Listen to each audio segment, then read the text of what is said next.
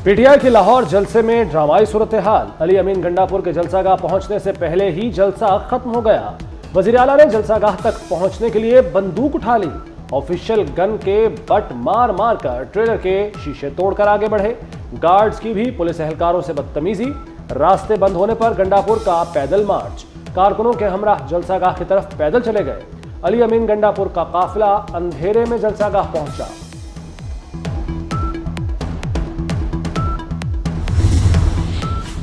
लाहौर काना मंडी में पीटीआई का जलसा। शाम 6 बजते ही पुलिस ने स्टेज का कंट्रोल संभाल लिया। लाइटें, साउंड सिस्टम बंद और स्टेज खाली करवा दिया। अंधेरा होने के बाद शुरका को वापस जाना पड़ा। रहनुमाओं ने बानी के अहकामात हवा में उड़ा दिए। कारकुन सारा दिन इंतजार करते रहे। रहनुमाओं ने सोशल मीडिया पर हाजिरियां लगवाईं। असद कैसर, शिबली फराज और हसन रऊफ जलसागाह ना पहुंचे। शेर अफजल मरवत कोरोना के बाइस ना आए।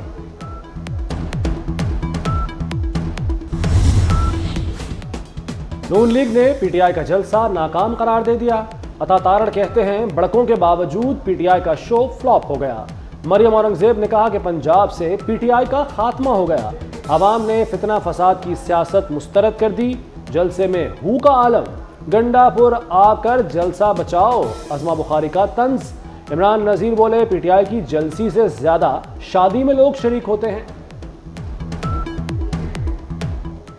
फितना फसाद इंतशार को रिजेक्ट किया है और कारकर्दगी की, परफॉर्मेंस की और क्रेडिबिलिटी की हुकूमत को जो है वो सपोर्ट किया है कि पंजाब से पीटीआई का खात्मा हो गया है। ये एहतजाज करते रहे, ये फितना फैलाने की नाकाम कोशिश करते रहे। पूरे लाहौर को दावत देने के बाद जितने बंदे आज आपने इस छोटी सी जलसी में इकट्ठे किए हैं ना, अल्लाह के फजल से कल हमारे एक एमपी साहब की बेटी की शादी थी। कसम ले लें इससे ज़्यादा तो शादी के अंदर बराती शामिल। जलसा के अंदर जो इश्तिहारी मुलजमान हैं 9 मई के जो मतलूब हैं, वो लोग जो हैं उनको भी उनकी गिरफ्तारी जो है वो कानून का ज़ाहिर एक जो ज़ाब्ते की कार्रवाई है, उसमें अगर कोई इश्तिहारी जो है वो बाहर जलसे के अंदर जो है वो मौजूद होगा या जलसे के अंदर जाकर फिर कोई फितना फसाद करने की कोशिश करेगा तो ज़ाहिर है उसको देखा जा सकता है। और इस वक्त जो हमारा सेफ सिटी है उसके ज़रिए जो हमारे पास AI मौजूद है, उसमें फेस रिकग्निशन जो है उससे लेकर हर एक चीज़ की मॉनिटरिंग जो है वो की जाएगी। 9 मई के इश्तिहारियों के लिए शिकंजा तैयार। पुलिस ने मुलव्विस 12 इश्तिहारी मुलजिमान को गिरफ्तार कर लिया। कैमरों समेत जदीद टेक्नोलॉजी की मदद से ट्रेस किया गया। साबिक MP खुर्रम शेर जमान जलसागाह से फरार हो गए। पुलिस हमाद अजहर की ताक में भी घंटों खड़ी रही।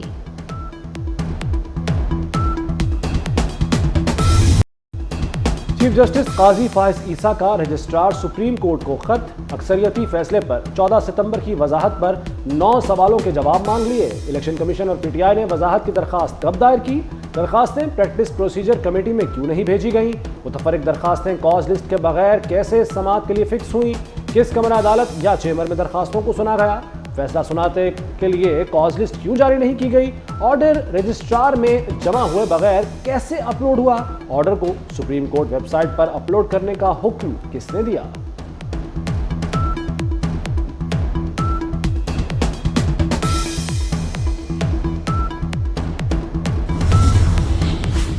मखसूस नशिस्तों का केस। पीटीआई ने मजीद वजाहत के लिए सुप्रीम कोर्ट से रजू कर लिया। बैरिस्टर गौहर की मखसूस नशिस्तें दूसरी जमातों को देने से रोकने की दरखास्त अदालत करार दे। स्पीकर के खत की कोई हैसियत नहीं। इलेक्शन कमीशन 12 जुलाई के मुख्तसर फैसले पर अमल दरामद का पाबंद है।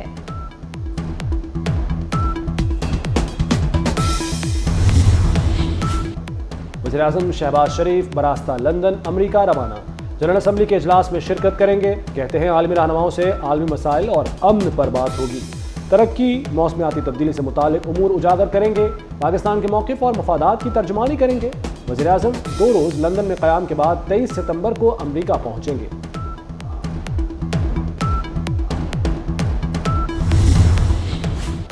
पाकिस्तान के बाद ईरान में भी कौमी तराने की तौहीन। अफ़गान सिफारतकार के कायम मकाम सरबराह की तलबी। ईरानी वज़ारत ख़ारजा का सख्त एहतजाज। ईरान के एहतजाज पर अफ़गान मंदूब ने मुआफ़ी मांग ली। ईरान का कहना है कि अफ़गान मंदूब का रवैया सिफारती आदाब के खिलाफ था। कौमी तराने का एहतराम करना बैनुल अक़वामी तौर पर तस्लीम शुदा रवैया है। وزیر داخلہ محسن نقوی سے چینی وفد کی ملاقات، اسمگلنگ اور منشیات کی روک تھام میں تعاون بڑھانے پر اتفاق، پولیس اور پیراملٹری فورسز کی مشترکہ مشقوں پر غور کیا گیا، گلگت بلتستان پولیس افسران کی سنکیان پولیس اکیڈمی میں ٹریننگ کرانے پر اتفاق۔ محسن نقوی نے کہا کہ تمام شعبوں میں تعلقات مضبوط کرنا چاہتے ہیں۔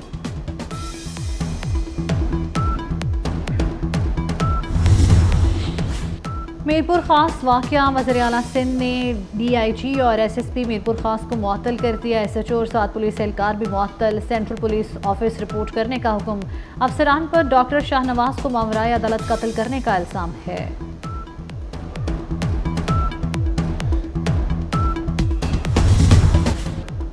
پاکستان میں مزید 3 بچے پولیو وائرس سے متاثر، ملک میں رواں برس پولیو کیسز کی تعداد 21 ہو گئی۔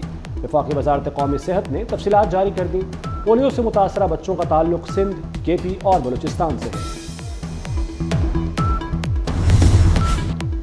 ریلوے کے مسافروں کے لیے اچھی خبر، اے سی اور پیسنجر ٹرین کرایوں میں 10% کمی، ٹرین کے کرایوں میں کمی کا اطلاق 23 سپتمبر سے ہوگا، ریلوے کے کل مسافروں کا 20% رعایت کا فائدہ اٹھائیں گے۔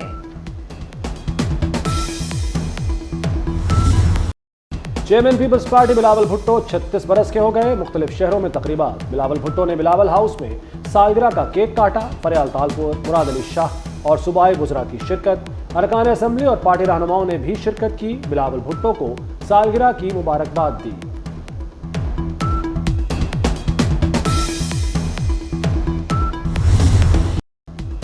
کشمیریوں کا جنیوا میں بھارت مخالف احتجاجی مظاہرہ، یورپ بھر سے کشمیری اقوام متحدہ کے سامنے جمع ہوئے، جنیوا کی فضا مودی مرد آباد، بھارت مرد آباد کے نعروں سے گونج اٹھی، کشمیریوں کو حق خود ارادیت اور آزادی دو کے فلک شگاف نعرے، مظاہرین نے شہداء کی تصاویر اور پلے کارڈز اٹھا رکھے تھے۔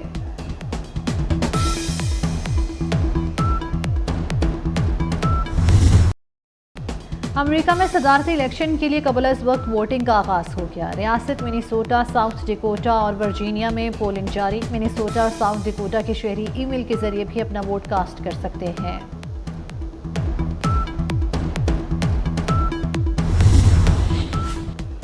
امریکی ریاست کنیٹیکٹ میں معمولی تلخ کلامی پر پولیس افسر نے جج کو قتل کر دیا، پولیس افسر مکی سٹائنز کو گرفتار کر لیا گیا، پولیس کے مطابق تلخ کلامی کے بعد افسر نے جج پر فائرنگ کر دی۔